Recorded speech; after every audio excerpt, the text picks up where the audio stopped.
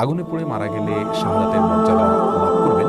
নবী করিম সাল্লাল্লাহু আলাইহি ওয়াসাল্লাম বিভিন্ন হাদিসে শাহাদাতের মর্যাদা লাভ করবে এরকম ব্যক্তিদের প্রকার উল্লেখ